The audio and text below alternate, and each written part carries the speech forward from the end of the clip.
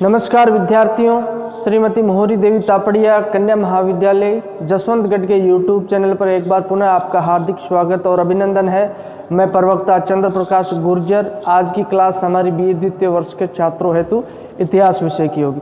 इतिहास विषय के दौरान जो निरंतर हम विजयनगर साम्राज्य का अध्ययन कर रहे हैं, विजयनगर साम्राज्य के तहत हमने 1336 ईस्वी में इसकी स्थापना करवाई थी, जिसके तहत हरिहर और बुक्का नाम के दो भाइयों के द्वारा विजयनगर साम्राज्य की स्थापना की जाती है। और इनके जो वंश का नाम है जो संगम वंश रहता है, क्योंकि इनके पिता का नाम संगम था, इसी वजह से इनका वंश भी संगम वंश कहलाता। संगम वंश के तहत जो शासकों की बात करें हम, तो 1336 ईस्वी में जो हरिहर के द्वारा जो शासन इसके ऊपर किया जाता है, हरिहर प्रथम यहाँ का शासक बनता है। 1336 ईस्वी से लेकर 1353 ईस्वी तक इसके द्वारा शासन किया जाता है। उसके पश्चात जो बुक्का शासक बनता है, तो बुक्का के द्वारा बात की जाए तो बुक्का के द्वारा शासन किया जाता है। बुक्का के द्वारा 1353 ईस्वी से लेकर 1353 ईस्वी तक शासन किया जाता है। और उसी के पश्चात जो बात करें, उसी के पश्चात जो शासक बनता है, हरिहर प्रथम शासक बनता है। हरिहर प्रथम की बात करें तो हरिहर प्रथम के द्वारा 1379 ईस्वी से लेकर 1404 ईस्वी तक शासन किया जाता है। और उसके पश्चात जो शासक की बात करें तो देवराय प्रथम शासक बनता है, जो 1404 ईस्वी से लेकर 1419 ईस्वी तक उसके द्वारा शासन किया जाता है। उसके पश्चात देवराय प्रथम के पश्चात देवराय द्वितीय शासक बनता है, जो 1419 ईस्वी से लेकर 1449 ईस्वी तक इनके द्वारा शासन किया। ये महत्वपूर्ण शासक होते हैं संगम वंश के। इसके पश्चात संगम वंश का पतन हो जाता है। इनके पश्चात के जो शासक होते हैं वो उनके उत्तराधिकारी दुर्बल और अयोग्य होते हैं, जिस कारण से संगम वंश का पतन हो जाता है और सुलु वंश की स्थापना हो जाती है, जो एक नरसिंह नाम के व्यक्ति के द्वारा स्थापना की जाती है। उसके पश्चात जो सुलु वंश के पश्चात तुलु वंश का शासन रहता है। और इस तरीके से विजयनगर साम्राज्य में इन तीन वंश के शासकों के द्वारा मुख्यतः शासन किया जाता है। फिर बात करें तो विजयनगर साम्राज्य का पतन हो जाता है। तो आज हमने पढ़ लिया है, हरिहर प्रथम को पढ़ लिया है, बुक्का को पढ़ लिया है और हरिहर द्वितीय को पढ़ लिया। अब हरिहर द्वितीय की मृत्यु के पश्चात उसका उत्तराधिकारी कौन बनता है, यानी उसकी मृत्यु के पश्चात सिंहासन पर कौन बैठता है। तो उसकी मृत्यु के पश्चात जो सिंहासन पर बैठने वाला राजा होगा वह देवराय प्रथम होगा। देवराय प्रथम जो सिंहासन पर बैठता है, देवराय प्रथम सिंहासन पर बैठते ही इसमें जो उत्तराधिकारी संघर्ष होता है, हरिहर द्वितीय की मृत्यु के पश्चात इन दोनों भाइयों में उत्तराधिकारी संघर्ष शुरू हो जाता है, देवराय प्रथम और वीर विजय। इस उत्तराधिकारी संघर्ष में देवराय प्रथम जो सफल रहता है और वही जो यहाँ का शासक बनता है, विजयनगर साम्राज्य का शासक बनता है। विजयनगर साम्राज्य पहले मुख्यतः इसके समक्ष जो यहाँ बात करते हैं तो उत्तराधिकारी संघर्ष की चुनौती रहती है। उसके पश्चात सबसे बड़ी चुनौती इसके सामने कौन रहती है, बहमनी साम्राज्य। जैसा कि मैंने आपको पहले भी बताया था, बुक्का के समय जो कृष्णा और तुंगभद्रा नदी के दोआब को यानी उपजाऊ क्षेत्र पर अधिकार को लेकर दोनों में जो राज्यों में शत्रुता हो जाती है, बहमनी और विजयनगर राज्य में, और अंत तक ये शत्रुता इनकी पीढ़ी दर पीढ़ी चलती रहती है। जब शासक बनता है देवराय प्रथम शासक बनता है, तो इसके समक्ष सबसे बड़ी चुनौती होती है बहमनी साम्राज्य की। और बहमनी साम्राज्य के द्वारा निरंतर आक्रमण किए जा रहे थे विजयनगर साम्राज्य पे, और इसके समय तो बहुत ही अत्यधिक जो आक्रमणों का दौर रहता है बहमनी साम्राज्य का, लेकिन इसके द्वारा धैर्यपूर्वक इन आक्रमणों का जो सफलतापूर्वक सामना करने का प्रयास किया जाता है। अब उसके पश्चात बात करते हैं तो बहमनी राज्य के साथ जो अत्यधिक युद्ध है, जो लड़ने का कालक्रम देवराय प्रथम के समय अपने को देखने को मिलता है। उसके पश्चात एक महत्वपूर्ण घटना इसके समय में घटित होती है देवराय प्रथम के समय में, ठीक है। तो ये जो बहमनी राज्य में एक युवती होती है, सुंदर युवती, सुनारी युवती होती है, जिसके प्यार में ये मोहित हो जाता है देवराय प्रथम काफ़ी, और उसे प्राप्त करने की लालसा ये रखता है। उसे प्राप्त करने की लालसा में देवराय प्रथम के द्वारा क्या किया जाता है, बहमनी राज्य पर आक्रमण किया जाता है और उस सुनारी महिला को प्राप्त करने का प्रयास किया जाता है। लेकिन इस युद्ध में बहमनी राज्य के द्वारा इसे पराजित कर दिया जाता है। ये जो मुदगल क्षेत्र में निवास करती थी ये महिला, और इसे प्राप्त करने का प्रयास इसके द्वारा किया जाता है और इसी वजह से इसके द्वारा जो आक्रमण किया जाता है, आक्रमण के तहत ये असफल होता है और बहमनी राज्य द्वारा इसे पराजित कर दिया। जब पराजित होने के पश्चात इसे संधि के तहत यानी समझौते के तहत जो विजयनगर साम्राज्य का विजयनगर राज्य का कुछ क्षेत्र बहमनी राज्य को देना पड़ता है। अंततः ये इसमें असफल रहता है और 1410 ईस्वी में इसी तरह इसकी मृत्यु जल्दी ही 6 वर्षों में हो जाती है। इसकी मृत्यु के पश्चात जो इसका प्रतिद्वंदी था वीर विजय के द्वारा शासन किया जाता है, जो 1410 ईस्वी से लेकर 1419 ईस्वी तक शासन किया जाता है। हालांकि इसके समय में कोई महत्वपूर्ण घटना घटित नहीं होती, इसके शासनकाल की कोई महत्वपूर्ण घटना हमें देखने को नहीं मिलती है। अब उसके पश्चात जो शासक बनेगा इसका वीर विजय का उत्तराधिकारी रहता है, देवराय द्वितीय शासक बनता है और इसके द्वारा 1719 ईस्वी से लेकर 1749 ईस्वी तक शासन किया जाता है। और ये जो संगम वंश का जो प्रभावशाली अंतिम शासक रहता है, महत्वपूर्ण शासकों में इसकी गिनती की जाती है, योग्य शासकों। उसके पश्चात इसके जो उत्तराधिकारी निर्बल और अयोग्य होते हैं, जिनके तहत जो विजयनगर साम्राज्य का पतन हो जाता है। अब देवराय द्वितीय की बात करते हैं। इसके काल में कौन सी घटनाएं महत्वपूर्ण घटनाएं घटित होती है, इसके समय में किस तरीके से जो सैन्य अभियान इसके द्वारा किए जाते हैं और क्या कुछ इसके द्वारा किया जाता है। तो बात करते हैं तो देवराय द्वितीय के समय सबसे बड़ी उपलब्धि इसकी क्या रहती है? सबसे बड़ी उपलब्धि रहती है कि विजयनगर साम्राज्य को एक बार इसके द्वारा पराजित कर दिया जाता है। जब ये सिंहासन पर बैठता है, देवराय द्वितीय सिंहासन पर बैठता है, तो उसी वक्त की बात करें तो फिरोज शाह जो बहमनी शासक है, इसके द्वारा जो देवराय द्वितीय पर आक्रमण कर दिया जाता है। देवराय द्वितीय पर जो बहमनी शासक है, इनके मध्य जो निरंतर शत्रुता चल ही रही है, तो फिरोज शाह द्वारा आक्रमण कर दिया जाता है देवराय द्वितीय पर।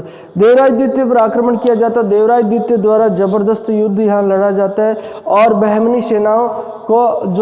सेनाओं का मुकाबला इनके द्वारा किया जाता है और इसी दौरान जो बहमनी शासक फिरोज शाह को देवराय द्वितीय ने पराजित कर दिया। देवराय द्वितीय ने जब इसे पराजित कर दिया तो देवराय द्वितीय की जो प्रतिष्ठा अत्यधिक बढ़ जाती है और इसकी ये सबसे बड़ी उपलब्धि रहती है, इसकी प्रतिष्ठा में वृद्धि हो जाती है, यश कीर्ति चारों तरफ इसकी फैल जाती है। तो उसी दौरान बहमनी जो अपने प्रतिद्वंदी राज्य है उसको इसके द्वारा पराजित कर दिया। पराजित करने के पश्चात बहमनी के कुछ क्षेत्र संधि के तहत जो बहमनी के कुछ क्षेत्रों पे इसके द्वारा अधिकार कर लिया जाता है, किसके द्वारा? देवराय द्वितीय, जिससे इसकी प्रतिष्ठा काफ़ी बढ़ जाती है। लेकिन ये प्रतिष्ठा कुछ समय के लिए रहती है, उसके पश्चात बहमनी शासक द्वारा इसे पुनः पराजित कर दिया जाता है अहमद शाह के द्वारा। एक इसके द्वारा जो शासक बनने के पश्चात देवराय द्वितीय जो ही शासक बनता तो सेना का पुनर्गठन इसके द्वारा किया जाता है, क्योंकि निरंतर शत्रुता अपने पड़ोसियों से चल रही है और बहमनी राज्य से मुस्लिम जो राज्य है इससे मुख्यतः इनकी शत्रुता रहती है और कृष्णा तुंगभद्रा दोआब के उपजाऊ क्षेत्र को लेकर जो अधिकार के लिए इनके मध्य निरंतर संघर्ष चलता रहता है। तो इसी दौरान इसके द्वारा जो सैन्य शक्ति को बढ़ाने का फैसला लिया जाता है और सैन्य शक्ति को बढ़ाने की अगर बात करें तो इसके द्वारा जो सेना का पुनर्गठन किया जाता है। और सेना में क्या किया जाता है? सेना में कई घुड़सवारों को सम्मिलित किया जाता है, कई तीरंदाजों को, जो मुस्लिम सैनिकों को अपनी सेना में सम्मिलित किसके द्वारा किया जाता है? देवराय द्वितीय के द्वारा कर लिया जाता है। ऐसे क्वेश्चन कई बार प्रतियोगिता परीक्षा में भी पुटअप होते हैं, पूछे जाते हैं कि कौन से दक्षिण भारत के विजयनगर शासक के द्वारा मुस्लिम सेनाओं को अपनी सेना में मुस्लिम व्यक्तियों को अपनी सेना में सम्मिलित किया था? तो देवराय द्वितीय के द्वारा मुस्लिम व्यक्तियों को, सैनिकों को अपनी सेना में सम्मिलित किया जाता है। अब उस समय पश्चात 1443 ईस्वी की बात करते हैं तो पुनः जो इसके द्वारा क्या है, बहमनी शासक के द्वारा अपनी विशाल सेना के साथ विजयनगर साम्राज्य पर आक्रमण किया जाता है और बहमनी शासक होता है अहमद शाह। अहमद शाह द्वारा इस बार क्या किया जाता है? इस बार विजयनगर साम्राज्य को यानी देवराय द्वितीय को इनके द्वारा पराजित कर दिया जाता है। किसके द्वारा? अहमद शाह के द्वारा पराजित कर दिया जाता है। और संधि की शर्तों के तहत जो बहुत सारी जगह जो इसका विजयनगर साम्राज्य का काफ़ी क्षेत्र है जो बहमनी राज्य को पुनः देना पड़ता है। यहाँ जो बात करते हैं तो देवराय द्वितीय जो बहमनी शासक का मुकाबला करने में असफल हो जाता है। उसके अलावा इसके समय में कई सुधार कार्य किए गए हैं, कई व्यापारिक सुधार किए गए हैं, कई साहित्य की दृष्टि से और कई जो आर्थिक सुधार इसके द्वारा। तो इसमें क्या किया गया? इसके व्यापारिक दृष्टि से और आर्थिक सुधारों में मुख्य सुधारों की बात करें तो इसके द्वारा जो समुद्री व्यापार होता था समुद्र के जरिए, क्योंकि इनके राज्य के तीनों देखते हैं तो 2-3 तरफ है जो यहाँ समुद्री सीमाएं लगती थी। इन सीमाओं की बात करें तो और विदेशियों से व्यापार इनके तहत हो गया। उस समय तक बात करें तो विदेशियों से होने वाला व्यापार यहीं से नियंत्रित होता था। तो उसके निरीक्षण हेतु इनके द्वारा क्या किया जाता है, एक विशेष अधिकारी की नियुक्ति की जाती है सामुद्रिक व्यापार के निरीक्षण हेतु। और इसके समय मुख्य महत्वपूर्ण घटना की बात करें तो महत्वपूर्ण घटना घटित होती है। 1-2 विदेशी यात्री इसके समय जो विजयनगर साम्राज्य में आते हैं और उनके द्वारा विजयनगर साम्राज्य की जो भूरी भूरी प्रशंसा की जाती है। विजयनगर साम्राज्य को एक समृद्ध साम्राज्य, विशाल साम्राज्य इनके द्वारा बताया जाता है। निकोली कॉन्टी ये इटली का यात्री है। ये इसी समय जो भारत में आता है और विजयनगर साम्राज्य की यात्रा करता है और यात्रा वृत्तांत के दौरान विजयनगर साम्राज्य से संबंधित कई बातों का जिक्र इसके द्वारा किया जाता है। अब्दुल रज्जाक है, ये ईरान का निवासी है, विदेशी यात्री है, उसी समय जो विजयनगर राज्य में आता है और इसके द्वारा आंखों देखे यात्रा विवरण, अपने यात्रा विवरण आंखों देखे का हाल का जो यहाँ जिक्र इसके द्वारा किया जाता है। ये इसकी महत्वपूर्ण जो घटना रहती है। इसके काल में कई बार प्रतियोगिता परीक्षा में ऐसे क्वेश्चन पुटअप किए जाते हैं, सीधे सीधे पूछ लिए जाते हैं कि कौन सा निकोली कॉन्टी इटली विदेशी यात्री किस शासक के समय भारत में आया था विजयनगर साम्राज्य, तो देवराय द्वितीय के समय ये भारत आता है। और इसके सांस्कृतिक क्षेत्र की उपलब्धि बात करें तो ये विद्यानुरागी था, विद्या का प्रेमी था। इसके द्वारा विद्या को प्रोत्साहन दिया जाता है और उसके अलावा विद्वानों और साहित्यकारों को इसके द्वारा राजकीय संरक्षण प्रदान किया जाता है। ये इसकी सांस्कृतिक उपलब्धि रहती है। इसी तरह 1449 ईस्वी में इसकी मृत्यु हो जाती है देवराय द्वितीय की। और देवराय द्वितीय की मृत्यु होने के पश्चात इसके शासकों की बात करें, उत्तराधिकारियों की बात करें तो वह निर्बल और अयोग्य होते हैं और धीरे धीरे जो संगम वंश का पतन हो जाता है और सुलु वंश की स्थापना हो जाती है।